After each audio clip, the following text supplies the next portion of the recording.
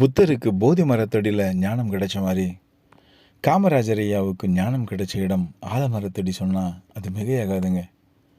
காமராஜர் ஐயா எப்போது கிராமங்களில் தன்னோட நண்பர்களோடு பேசி விளையாடிட்டு இருக்கும்போது ரொம்ப சோர்வாக இருந்தால் ஆலமரத்தடியில் படுத்து நல்லா தூங்குவார்.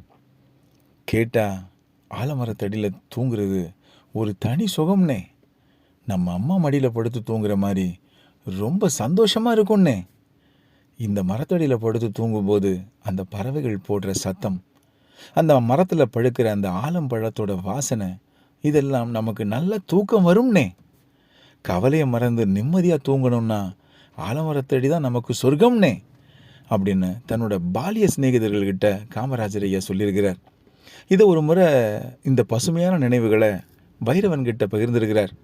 பைரவா, சின்ன வயசில் நான் அசந்து தூங்கணும்னா ஆலமரத்தடி தான் சூப்பர்னே அப்படின்னு சொல்ல வைரவன் சிரிச்சுக்கிட்டு அது என்னையா அப்படின்னு கேட்க காமராஜர் ஐயா நடந்த விஷயங்களை வைரவனோட சந்தோஷமாக பகிர்ந்துருக்கிறார். காமராஜர் ஐயா தன்னோட வாழ்க்கையில் நடந்த அனுபவங்களும் சரி, தன்னோட வாழ்க்கைக்கு தேவையான விஷயங்களையும் சரி வைரவன்கிட்ட தாங்க அதிகமாக பகிர்ந்துக்குவார். காரணம், 5 வயசுலேருந்து வைரவன் அவர் கூட தான் இருக்கிறார். வைரவனுக்கு தேவையான அத்தனை விஷயங்களையும் காமராஜர் ஐயா செய்தாங்க.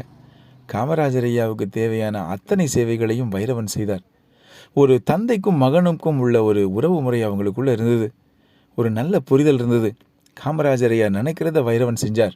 வைரவனுக்கு என்ன தேவைன்னு காமராஜர் ஐயா செஞ்சாங்க. காமராஜர் ஐயா என்றுமே மக்கள் நினைவில்.